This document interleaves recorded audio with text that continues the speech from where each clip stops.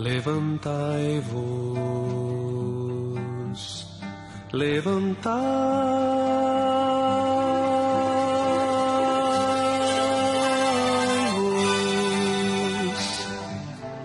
bendizei ao Senhor vosso Deus, de eternidade em eternidade em eternidade. Bendito seja o nome da tua glória. Bendito seja o nome da tua glória, que ultrapassa todo bem dizer. Bendito seja o nome da tua glória,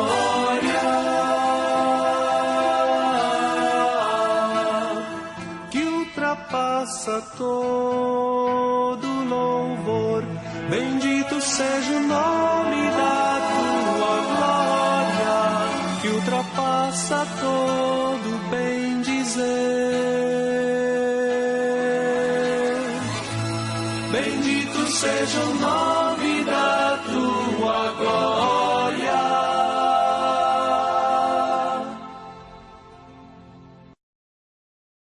Queridos, bom dia. Abra sua Bíblia na primeira carta aos Coríntios, capítulo 1.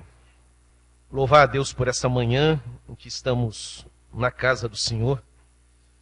Agradecer a Deus, queridos. Carol Castelletti está conosco. Nós oramos muito durante a semana pela Carol. Carol não esteve bem nos últimos dias. Graças a Deus, a Carolzinha está lá atrás, junto com a Joelma, com a Ari.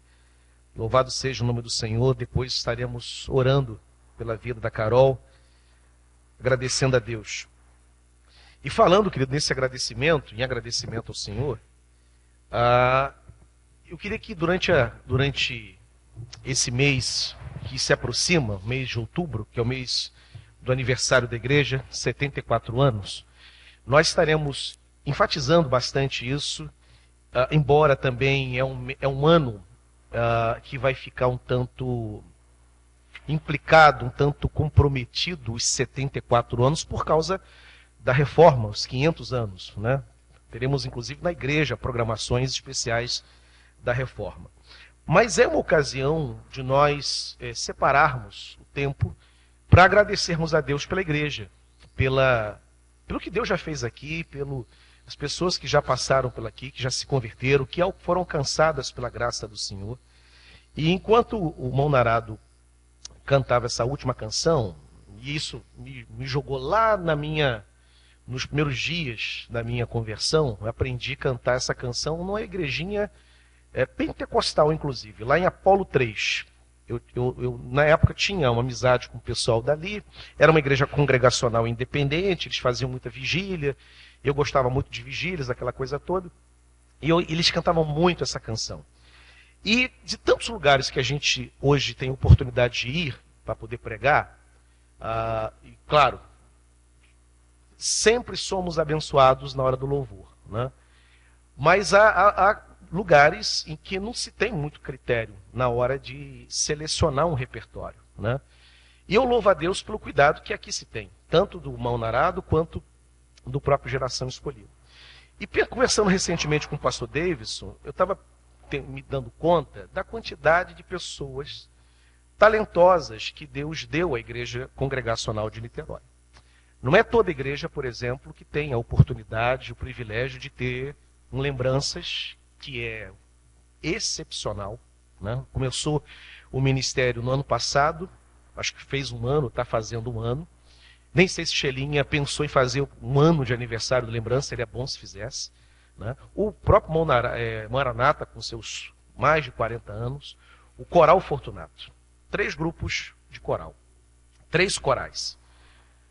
Qual é a igreja que você conhece, Reverendo Davis, que tem? Eu não conheço. Com essa quantidade, com essa qualidade, com essa fartura, né?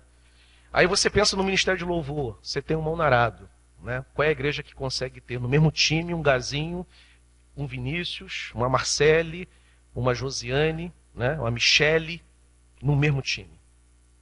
Conhece? Só o grupo de trabalho, talvez profissionais, né?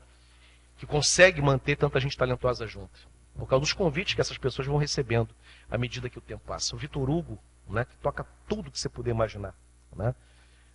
Renilda, com esse repertório que tem, a Daílza. Aí você vai para a área do púlpito da igreja. O púlpito da igreja de Niterói é um bom púlpito. Você tem o pastor da igreja, você tem o pastor Davidson, você tem o Márcio Caldas, você tem o presbítero Carlos Butinski, você tem o presbítero Áureo, você tem o pastor Jaclenilson, você tem o licenciado Márcio Caldas. Né? Você vai para a área de ensino da igreja. Você encontra novamente o Aurinho, você encontra o César, você encontra o próprio Alexandre, que tem um conhecimento bíblico muito bom, muito vasto. Você tem o pastor Silvio. Né? Que coisa boa isso. Né? A igreja é muito abençoada nessa questão de talentos e de dons. A igreja de Corinto é uma igreja mergulhada em dons. Mas não basta os dons. E a igreja de Corinto é a prova disso. Outras posturas e outras ênfases são imprescindíveis para que uma igreja possa decolar. Dom, talento não é tudo. Não são tudo. A igreja de Corinto mergulhada em dons. É a igreja paradigmática quando você vai estudar dons espirituais. Qual é o texto clássico? Se aqui não fosse uma igreja, fosse uma universidade, nós diríamos que a carta de Coríntios é o referencial teórico para trabalhar dom. Como não é uma universidade, é uma igreja, a gente utiliza um outro termo, que significa a mesma coisa. Corinto é texto-chave para tratar de dons. Uma igreja mergulhada em dons. Mas era também uma igreja mergulhada em sensualidade. Em uma vida fora dos padrões. Né? Então, vejam como o talento não é tudo. O talento não resolve. Porque você pode ter gente talentosa e descomprometida com Deus, que faz as coisas porque sabe fazer, mas não caminha com Deus, não anda com Deus. E no Novo Testamento, a santidade vem primeiro. No Novo Testamento, melhor é obedecer do que sacrificar. E contextualizando o sacrifício, aquilo que eu entrego, no Antigo Testamento era um animal, acompanhado do coração. No Novo Testamento não tem mais animais sendo entregues, porque Jesus é o Cordeiro eterno, imolado, né? Cujo perfeito sacrifício foi oferecido. Então não trazemos mais ofertas de sangue para a igreja. A oferta no Novo Testamento, ela foi contextualizada e aplicada no que tange a vida, no que tange o seu serviço para Deus. E trazendo, portanto, essa orientação de Deus para o Antigo Testamento, de que melhor é obedecer do que sacrificar, é melhor obedecer do que pregar bem, é melhor obedecer do que cantar bem, é melhor obedecer do que tocar bem, do que ensinar bem. Talento não é tudo. E a grande preocupação de Paulo era justamente com a igreja mais carismática, mais rica em dons. Ele chega a dizer que nenhum dom faltava àquela igreja. Entretanto, ele se preocupa profundamente com ela. Louva a Deus pela igreja de Niterói, pelos talentos, pelos dons que Deus derramou aqui. E o que a gente pede também ao Senhor, que Deus derrame sobre nós um batismo de santidade, para que a igreja seja ungida pelo Espírito Santo. Mas ungida é unção do Espírito Santo mesmo. Que unção é aquela categoria que é inominável. Como é que se define unção? No Antigo Testamento, unção era o derramamento de azeite na cabeça do escolhido. No Novo Testamento, unção ganha uma outra conotação, né? Mais até na teologia do Novo Testamento do que propriamente no texto do Novo Testamento. Saudoso reverendo Antônio Elias dizia que unção, ele brincava dizendo que uns são e outros não. É inominável isso. Mas como é que se tem unção? Unção só se tem andando com Deus. As muitas leituras não trazem unção. Os muitos acordes produzidos e que encantam, embalam o coração também, não trazem unção. Os acordes impressionam pela beleza, pela estética, pela técnica, né? Arranca elogio. Uma retórica burilada arranca aplauso da plateia, mas não produz unção. Unção só se tem andando com Deus. E a minha oração é que o Senhor nos dê a tua unção, nos dê esse batismo de santidade, né? Primeiro capítulo da primeira carta aos Coríntios, verso 1. Todos os sermões da nossa igreja estão gravados. O pastor Davidson é responsável em disponibilizar. Não precisa nem falar comigo, pode falar diretamente com ele, ele disponibiliza, ele lança isso nas redes sociais, manda diretamente para você também. Irmãos que perderam domingo passado o sermão da noite pediram, nós encaminhamos. Primeira carta aos Coríntios, capítulo 1. Nós leremos o verso 2, que é a porção separada para essa manhã. Apenas uma parte desse verso também. A igreja de Deus que está em Corinto. A igreja de Deus que está em Corinto. Deus abençoe a leitura e também a meditação na sua palavra. Na semana passada eu expus o verso 1. Não falei de Sóstenes. Interessante, Sóstenes aqui nesse verso 1, quando Paulo vai dirigir-se à igreja de Corinto, e ele se apresenta como Paulo, e ele também vai citar Sóstenes. É interessante Sóstenes ser citado aqui, porque a primeira vez que Sóstenes aparece é justamente no texto do capítulo 18 do livro de Atos, verso 17, quando lá em Atos nós somos informados que Sóstenes que era o principal da sinagoga. A gente sabe que Paulo vai pregar para os coríntios, primeiramente ele seguindo o seu padrão de primeiramente aos judeus, depois aos gentios, ele vai primeiramente pregar na sinagoga. E surge um problema imenso lá na sinagoga. Sóstenes é espancado. Atos 18, verso 17. Ele sofre agressões porque ele permitiu o acesso de Paulo ali na sinagoga. E agora Paulo menciona Sóstenes.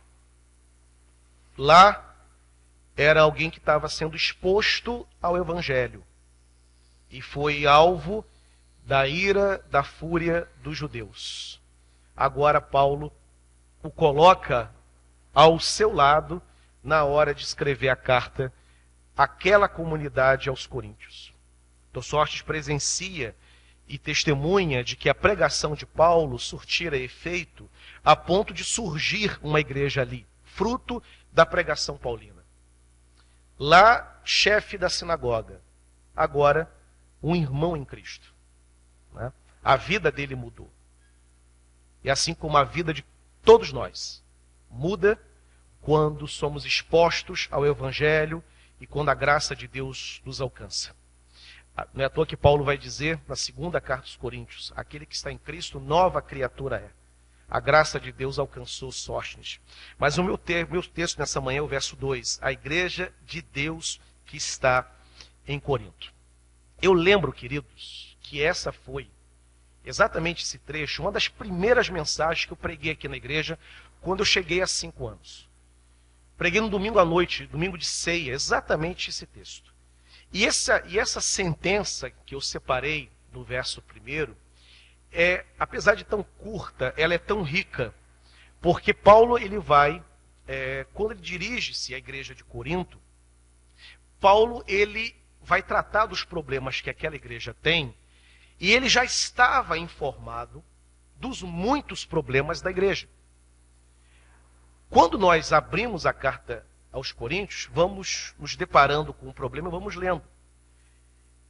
Os que iniciam no Evangelho e começam a sua leitura não se dão conta de que quando Paulo escreve, embora inspirado pelo Espírito Santo, Paulo já está informado. Tudo aquilo já era do conhecimento dele. E ele então decide escrever. Esse ato de escrita, para mim, é cheio de significado.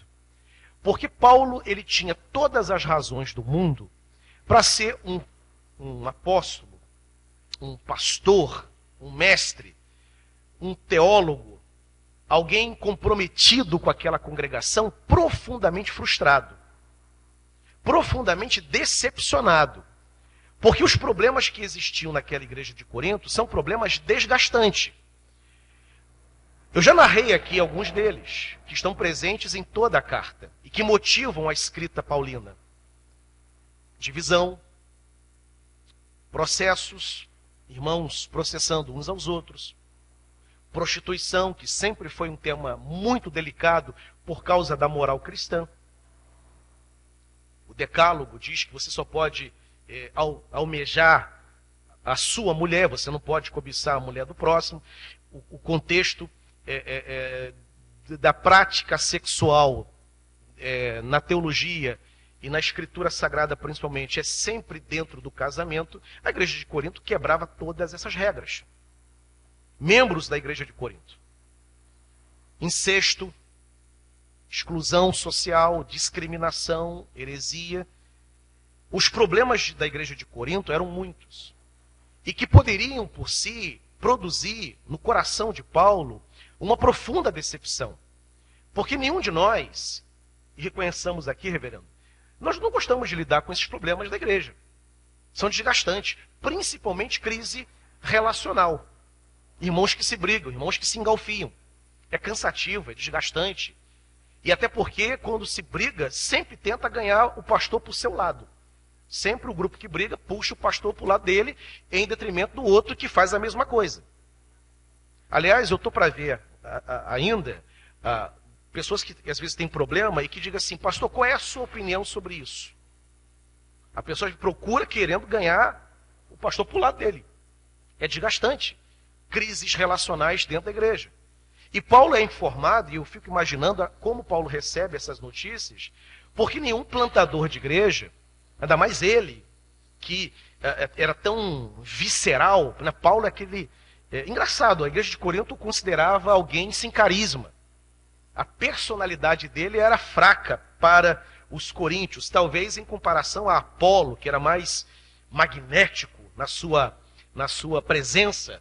Mas Paulo, a impressão que nós temos de Paulo é esse cara visceral, esse cara que se entregava. Paulo foi apedrejado nas suas campanhas missionárias. Paulo escreve um delicioso, aliás, desabafo na segunda carta aos Coríntios, né, quando ele vai falar de tudo que ele atravessou, o capítulo 13 da segunda carta aos Coríntios, né, em que ele expõe ali os perigos, as dificuldades todas que ele teve que lidar. Falsos irmãos, ele cita falsos irmãos. Vigílias, jejuns, em perigos muitas vezes, os açoites, toda aquela experiência profunda. Ele é um cara visceral. E, como plantador daquela comunidade, ele queria ver aquela igreja avançar, ele queria ver aquela igreja decolar. E aí ele é informado de que a igreja está rachada, dividida em 4 grupos, que tem pecados sexuais grosseiros. Ele chega a dizer que nem entre os incrédulos determinados pecados, como o incesto, era praticado. Entretanto, aqueles irmãos praticavam. Profundamente decepcionante, com todos os motivos do mundo, e por muito menos, nós, pastores, abandonamos a igreja. Eu conheço, por exemplo, não vou citar detalhes aqui, porque trata-se de obreiro denominacional, mas eu conheço um pastor, não sei se David sabe de quem eu estou falando, que perdeu o pastorado por causa de uma lâmpada. Depois, particularmente, pastor, conta a história do pastor que perdeu para... Eu conto, não vou contar aqui que está gravando. Eu conheço um pastor nosso, que perdeu por causa de uma lâmpada. Claro que a lâmpada foi o estopim de uma série de outros, mas o lance começou por causa de uma lâmpada, que ele queria que trocasse, a igreja não, o patrimônio não, deu uma briga, o pastor perdeu o pastorado. Ele saiu da igreja por causa daquilo. Por muito menos. E Paulo tem problemas seríssimos. Todos os motivos, inclusive, Não só para ele desistir daquela igreja, mas até mais. Paulo poderia muito bem, prudentemente, já que tinha gente lá dentro daquela igreja, daquela casa onde a igreja de Corinto funcionava, gente que rachava a igreja com as suas preferências, grupo de Paulo, grupo de Jesus, grupo de Pedro e o grupo de Apolo, criando cisma na igreja. E aliás a palavra cismata, que dá origem a cisma, divisão, é uma palavra corintiana. Vem do texto de Corinto, primeira vez que aparece a palavra cisma, cismatas, divisão. Vem de Corinto. O grego é o grego da carta de Corinto. Prudentemente, Paulo poderia dizer assim, olha só, rapaziada boa, cristã, servo que ama a Deus, que ama o Senhor e que andam perto do Senhor, sai fora daí. Sai fora dessa comunidade, que essa comunidade não presta. Procura uma outra igreja, eu vou plantar, eu vou visitar Corinto, vou iniciar um novo trabalho, numa nova casa, numa nova família. Nós reiniciaremos o ministério aí, e vocês migrarão para um lugar mais decente, porque esse ambiente aí é um ambiente apodrecido, contaminado. Jovens estão transando com prostitutas. Casais de namorados estão indo para a cama, não são casados, estão cometendo pecado grosseiro contra Deus. Sai fora daí. Vocês pobres estão sendo discriminados pelos ricos de Corinto. Sai daí. E, curiosamente, Paulo não procede dessa maneira.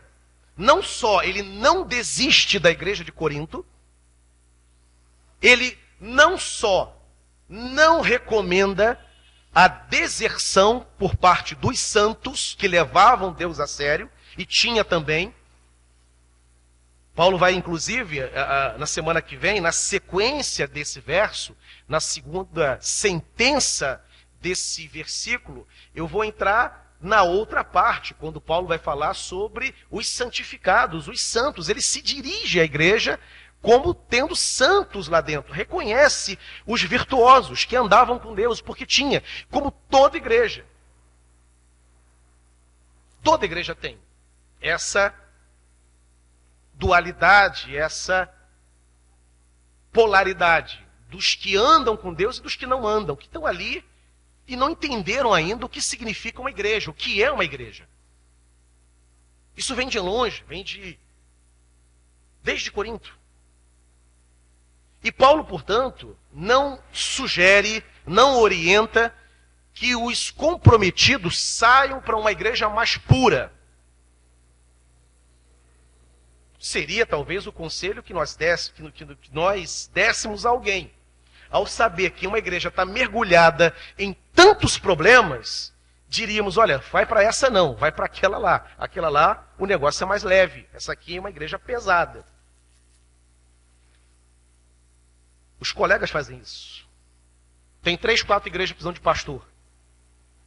Senta na roda dos pastores para você ver o que é dito. Ó, essa igreja aqui, sai fora. Se vir convite, nem pondera. É muito complicado. Ó, essa aqui é uma igreja boa. Paulo não faz isso. Paulo escreve, primeira coisa, ele intenciona. E além de intencionar, Paulo escreve uma carta para uma igreja extremamente complicada, a despeito de ser também uma igreja abençoada. Paulo não desiste da igreja de Corinto. Ele decide enfrentar, dando nomes, se apresentando como Paulo, não tem vergonha daquela igreja, ainda como eu disse semana passada, essa coisa de Paulo chamado por Deus, não é só em Corinto, como você vê nas cartas, é a fórmula como Paulo inicia as suas cartas, mas ela ganha significado especial aqui na carta aos Coríntios. Paulo não tem nenhuma vergonha daquela comunidade, apesar dos problemas, ele sabe que aquela igreja surgiu como fruto da decisão divina, por instrumentalidade dele. Ele se orgulha daquela igreja, se entristece com os problemas, mas ele tem alegria também. Tanto que ele escreve e elogia, quando necessário, nessa própria introdução. Ele decide, portanto, escrever. Ele não permite que os problemas da igreja atrapalhassem a sua decisão de tratar. E problemas existem para ser tratados pela liderança da igreja. E assim ele faz. E escreve a carta. E quando Paulo escreve a carta, Paulo poderia pegar pesado com a igreja. Porque às vezes a igreja merece. Ele poderia desqualificar a igreja completamente. Ele poderia jogar somente os erros na face dos irmãos da igreja de Corinto. Ele poderia hipervalorizar o lado negativo daquela igreja. Como nós às vezes fazemos. Quando a gente olha para a igreja, estamos naquela fase de desencanto, a gente valoriza o que não funciona, o que não é bom. A gente valoriza os aspectos negativos. A gente faz isso. A gente faz isso com a liderança, a gente faz isso com o pastor da igreja, a gente hipervaloriza os defeitos do pastor, em detrimento dos alcances do pastor. A gente faz isso com os presbíteros, a gente pega pesado com eles, em detrimento dos acertos deles. Pastores fazem isso com a igreja, principalmente na hora de ir embora. Chegam em festa, sendo recebido com flores, e saem dando um tiro para todo mundo, para todos os lados. Hiperdimensionamos os problemas que existem na comunidade e entre nós. Se estamos com um problema com o regente do coro, hipervalorizamos os defeitos deles. Você está brigado com a líder da União Feminina, você vai só olhar os defeitos da Daiusa. Vão desaparecer as virtudes. Está chateado comigo? Você vai exagerar. Você vai exagerar os meus defeitos. Aquilo que eu não faço, em detrimento daquilo que eu faço. E a beleza do apóstolo Paulo é que a pena dele não é assim. Quando Paulo vai, depois de se apresentar, Paulo, e dizer, e justificar o seu chamado, Paulo, chamado pela vontade de Deus, Sóstenes, que está comigo, foi apedrejado, mas agora é um irmão em Cristo, a graça o alcançou, a graça o trabalhou. Quando Paulo vai dirigir-se finalmente à igreja de Corinto, ele faz o seguinte, ele dirige-se da seguinte maneira: a igreja de Deus, que está em Corinto. É a igreja de Deus. Não era a igreja do diabo. Não era a igreja dos homens. Não é a igreja da turma que não queria nada com Deus. Não é a turma dos perversos, dos pecadores. É a igreja de Deus. De Deus. Mas Paulo não está sendo aqui. Eu tenho lido os comentários de João Calvino. E lendo Calvino, comentando esse verso, Calvino comenta o seguinte: Paulo não tem amargura. E veja os problemas que tinha a igreja. Imagine Paulo sentando com o presbítero René e abrindo o coração acerca do que ele via ou do que ele soube que estava acontecendo na igreja de Corinto. E depois de narrar todos os problemas, e aí talvez o presbítero René ficasse aguardando uma chave negativa de Paulo, ele diria: não, René, mas olha, a igreja é de Deus. Apesar de tudo isso aí. Ora, meus queridos, se Paulo, e nós que somos crentes, nós entendemos que por trás do texto escrito há um processo divino que a teologia vai chamar de inspiração. Que é diferente, por exemplo, da iluminação. O que está acontecendo, por exemplo, aqui agora? O pastor pregou um sermão inspirado. Não tem inspiração aqui agora. Aqui é iluminação. Inspiração é o ato da escrita canônica. Aquele processo. Paulo não é um bajulador da igreja de Corinto. Paulo não está querendo assoprar para depois bater. Não é uma técnica de escrita aqui, de ganhar o leitor para depois bater no leitor. Ele está sendo conduzido pelo Espírito Santo. Nós vemos, portanto, nesse processo, dois elementos aqui. Primeiro, os muitos problemas da igreja de Corinto não levaram, não contaminaram a percepção de Paulo de que, apesar deles, da existência deles, da insistência desses problemas, Paulo estava diante de uma comunidade que nasce milagrosamente, soberanamente. Quando ele chega na igreja, na cidade de Corinto, lá em Atos 18, o que é que Deus diz para Paulo? Eu tenho muitos escolhidos nessa cidade. Paulo nem tinha pregado ainda.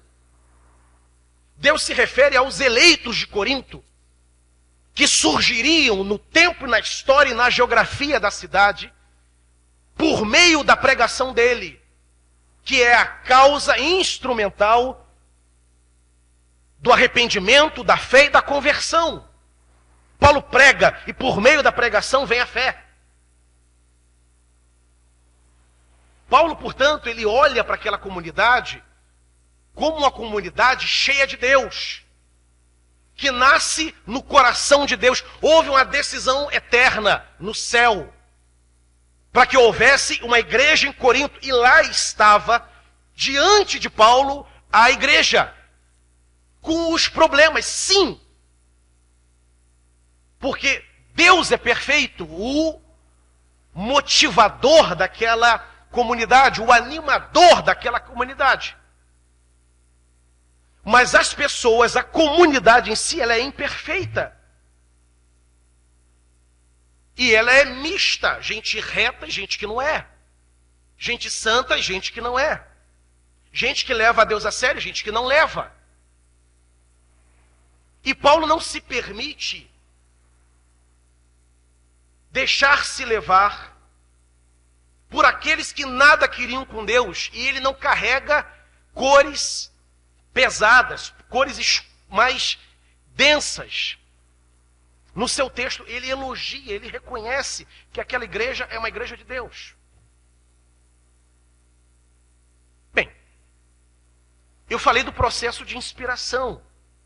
Por trás, então, daquela mão que produz aquele texto, tem alguém muito mais, que é incomparável, muito mais sensível à santidade, muito mais desejoso das virtudes, que era o Espírito Santo. Quando Paulo escreve, então, nós sabemos que é o Espírito Santo dirigindo-se por meio de Paulo à igreja. Ora, significa então que Deus, que o Espírito, e olha o predicado do Espírito, ele é santo, ele não desistiu da igreja de Corinto. Ele não desistiu da igreja de Corinto. Por isso, inclusive, o Espírito Santo seleciona Paulo, inspira Paulo a escrever para quê? Não para jogar na cara dos irmãos, não para lançar o pecado, lançar as faltas, mas para tratar, para gerar arrependimento, para confrontar, para enquadrar na esperança de que arrependimento genuíno fosse produzido no coração daqueles que estavam andando errados. O Espírito Santo não desistiu da igreja. Paulo, que mais do que ninguém ali, em termos humanos, queria ver aquela igreja bem, também não desistiu. Ora, se o Espírito Santo não desistiram daquela igreja mergulhada em tantos e horríveis problemas, quem somos nós para desistir da nossa igreja? Quem é você para desistir da sua igreja? Aí você olha a sua comunidade presbiteriana, congregacional de Niterói, presbiteriana do Barreto, Nova Vida de sei da onde. Você olha assim e você avalia a tua igreja com tanto com uma carga tão pesada, com uma cor tão degradante, com um aspecto tão ruim.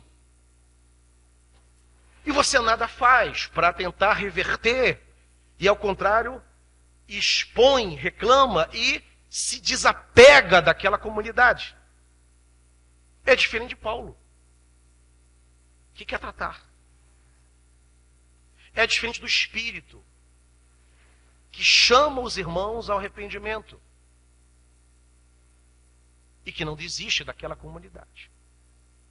E que quando vai classificá-la, a chama de igreja de Deus que está ali em Corinto. Calvino, quando comenta esse texto, diz assim: há muita gente de Deus em Corinto.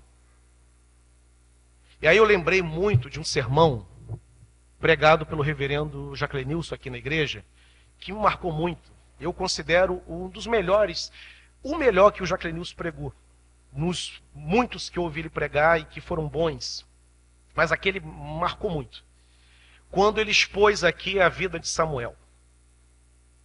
E quando ele expôs a vida de Samuel, o Jaclenilson veio falando, fazendo aquele sermão chamado sermão biográfico, compartilhando da vida, e depois tirando as lições. E aí eu lembro quando o reverendo Jaclenilson fez a seguinte colocação: quem é que estava do lado, próximo de Samuel? Os filhos de Eli. Quem eram os filhos de Eli? No mínimo, os filhos de Eli, para citar um dos muitos pecados que eles cometiam, eles dormiam, transavam com as mulheres que iam oferecer culto. Pegava as mocinhas que iam lá no templo, no tabernáculo. Um dos muitos pecados. Deus tinha repulsa daqueles homens. E que conviveram com Samuel. Eram filhos de Eli. E Samuel foi criado na casa de Eli. E quem foi Samuel?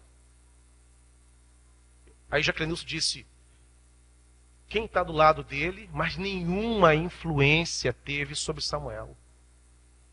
A influência sobre Samuel era a influência do Senhor. Calvino, ele disse assim: a igreja tinha esses problemas, mas tinha gente que não se permitia influenciar. E que amava a Deus. E que andava com Deus, e que orava, e que buscava essa unção. E Paulo, portanto, quando vai escrever, ele não leva em conta essas pessoas. Ele leva em conta a obra de Deus que estava em curso, que estava em operação dentro da igreja de Corinto.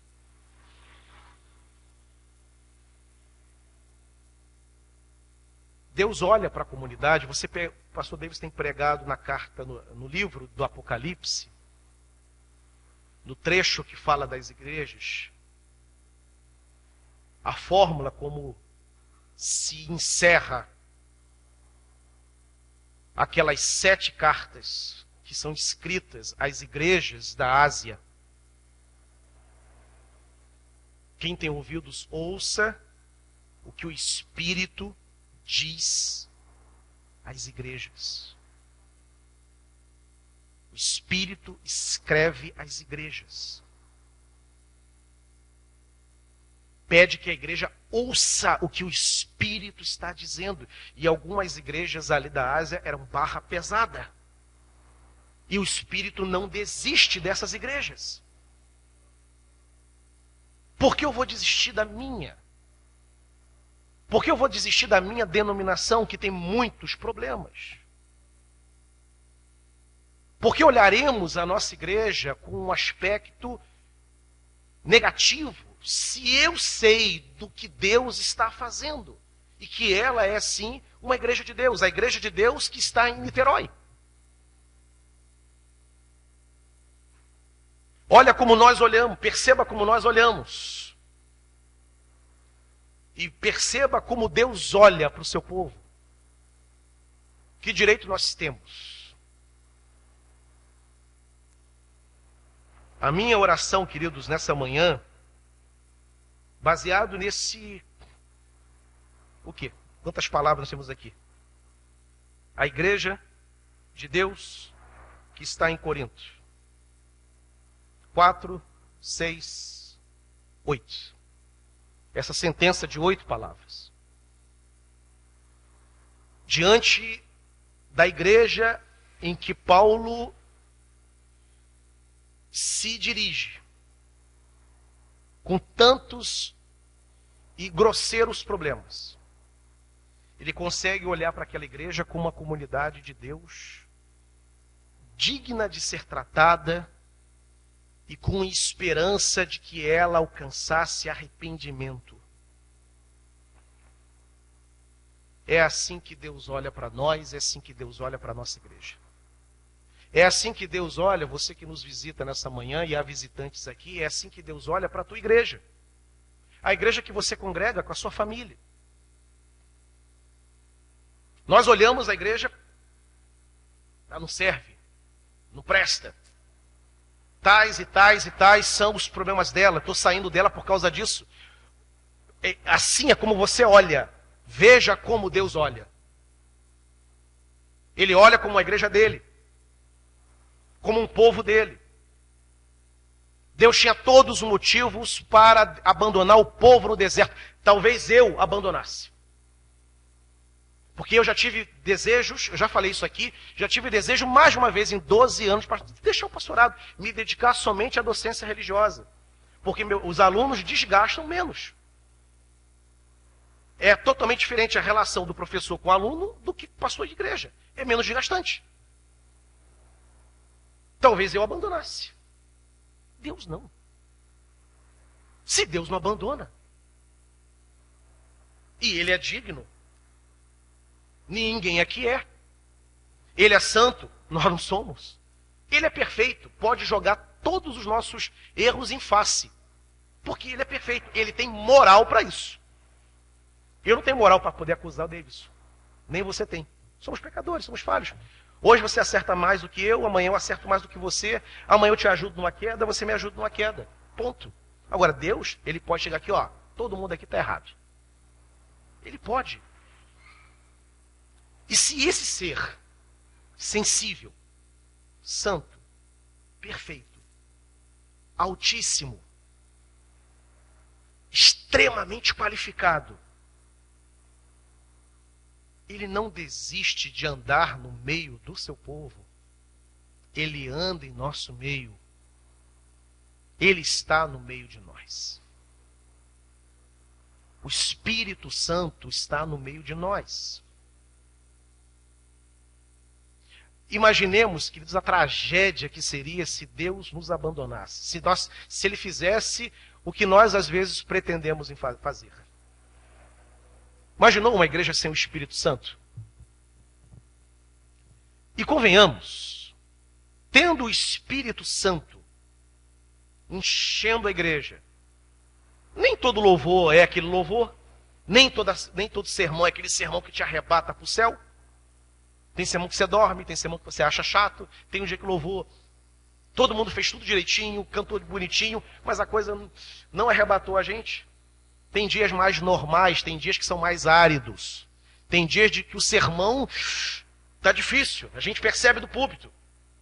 Com o Espírito, imagine o que é estar numa igreja sem o Espírito. Ninguém se converteria. Ninguém ouviria respostas de Deus na hora do sermão. Deus não visitaria a igreja, não seríamos edificados. Porque o que edifica não é a construção de um discurso. O que edifica a igreja é quando a gente percebe que naquela ministração, naquela palavra que está sendo compartilhada pelo pregador, Deus está falando e o coração vai sendo alcançado. Deus vai nos alimentando, a gente percebe que Deus está falando conosco. E aí, o sermão é prazeroso, dá vontade de ouvir. Domingo passado aconteceu um negócio maravilhoso aqui, os irmãos perceberam e durante a semana compartilharam comigo. O Geração Escolhida terminou a ministração do louvor. Eu preguei, eles vieram encerrar o culto, ministrando o louvor, fazendo o fechamento. Terminou o culto e impetramos a bênção. Queridos, dá para contar no dedo Quantos se levantaram? O pessoal ficou no pós-lúdio e a maioria da igreja sentada. E o que eu mais ouvi durante a semana passou não deu vontade de ir embora. Agora, falemos sério. É todo domingo assim? Não, tem dia que... Pô, que hora que termina? E temos o Espírito. E temos o Espírito que sacia essa sede na ministração da palavra, que nos enche e nos agracia com a sua presença. Queridos, imaginemos então se o Espírito se apartar de nós. Isso aqui fica insuportável. Caminhar com Deus não seria possível, porque é o Espírito Santo que viabiliza a graça. O Espírito Santo habita na nossa vida, e ele, quando fomos alcançados pela graça, fomos batizados no Espírito Santo, e enxertados nessa videira, que é o corpo de Cristo, que é Jesus, e temos essa união mística com o Senhor, e é a presença do Espírito que capacita a gente a obedecer a Deus. A lei de Deus nos é prazerosa. É prazeroso obedecer a Deus, é prazeroso andar com Deus, porque o Espírito Santo, ele nos inclina. O Paulo trata disso lindamente na carta aos Romanos, capítulo 8. Ele fala que o pendor da carne é morte, mas o pendor do Espírito, a inclinação, é vida e paz. Eu gosto de uma reunião de oração porque tem algo na reunião. Esse algo é a presença gloriosa do Espírito Santo. É bom sentar e deixar o professor abrir a Bíblia e nos ensinar, porque aquele momento é prazeroso, porque o Espírito está trabalhando por meio dele. O louvor, como esse louvor agora aqui da manhã, com canções tão conhecidas, mas tão maravilhosamente executados e que falam o coração e que emocionam, só é por causa do Espírito, que qualifica o nosso ministério, que capacita. Imaginemos tudo isso sem o Espírito. E ele não vai embora. Ele permanece conosco. Apesar das nossas muitas quedas, apesar da nossa cabeça tão dura, apesar da nossa dura cerviz, da nossa completa inaptidão em obedecer a Deus, ele continua trabalhando conosco. E aí quando eu me coloco no espelho e digo assim, poxa, eu penso no jovem seminarista que eu fui, e o tipo de ministério que eu queria ter, e eu percebo que eu não, nem um terço daquilo que eu sonhei eu consigo fazer, e me sinto frustrado. E quando eu penso assim, não, mas a graça de Deus ainda está em curso em mim, eu tenho vontade de continuar. Aí você olha para si mesmo e diz, poxa, eu queria tanto ter um ministério diferente, eu queria tanto ser um cristão melhor. E tem tantos vícios, tantos problemas, tantos pecados, tanta coisa ruim em mim ainda, que eu não venci, que eu não superei. Poxa vida, eu vou desistir de tudo porque eu sou um hipócrita, eu sou um mentiroso, eu não ando com Deus, meu ministério é uma mentira, minha vida é uma mentira, eu estou fora, eu não sou digno de subir naquele púlpito, de pegar naquele instrumento, de me colocar, quem sou eu para me colocar diante de uma turma de alunos e ter a pretensão de abrir a Bíblia e ensinar o que para eles, se não ensino nem para mim mesmo. Quando a gente se depara com esses momentos, eu me lembro, não, Deus não desistiu da igreja de Corinto. E não desistiu da igreja de Corinto significa, à luz da Bíblia, que ele também não desiste de mim. A graça de Deus ainda trabalha na minha vida. Se Deus hoje fosse escrever uma carta à igreja do Barreto, a congregacional de Niterói, qual é a carta que ele escreveria por meio de Paulo? A igreja de Deus, a minha igreja, que eu plantei aí no Barreto. Essa igreja, com muitos problemas, ela é uma igreja de Deus que foi plantada aqui. A sua igreja, a Nova Vida, a Batista, a Presbiteriana, todas essas igrejas são igrejas de Deus, que foram plantadas por Ele. E Ele continua olhando essas comunidades como Ele olhava para a igreja de Corinto, uma igreja dele, que nasceu eternamente, antes da fundação do mundo, no coração dele. Louvado seja o nome do Senhor. Vamos orar pela igreja congregacional de Niterói Barreto. Eu queria fazer essa oração E logo após, Reverendo Davis, a palavra está com você para administrar a distribuição aqui das classes. Pai, nós somos maravilhosamente gratos ao Senhor. E gratos porque uma igreja com tantos problemas, que poderia, o teu Espírito, excelente como ele é, apontar do início ao fim as falhas, os fracassos, os pecados, e considerar que aquele povo não te pertencia por causa de tudo isso. Mas ficamos encantados com o Senhor quando lemos que o Senhor olha para aquela comunidade tão imperfeita como uma igreja que pertencia ao Senhor. Isso significa, Pai, que nós, enquanto igreja aqui em Niterói, pertencemos também ao Senhor. E mais ainda, significa que nós, como irmãos, filhos do Senhor, como crentes individuais, a despeito de quem somos, dos nossos muitos erros, o Senhor nos olha como filhos do Senhor. Gente que a graça ainda está trabalhando. E somos muito gratos ao Senhor por isso. Pai trabalha em nós, continua trabalhando na nossa igreja, e trabalha também na vida de cada irmão. Queremos gozar primeiramente de uma saúde espiritual individual. Em seguida, uma saúde espiritual familiar, para que, consequentemente, gozemos de uma saúde espiritual eclesial. Que essa seja a nossa vivência, a nossa experiência e o nosso testemunho. Assim nós oramos, muito gratos ao Senhor, em nome de Jesus. Amém e amém.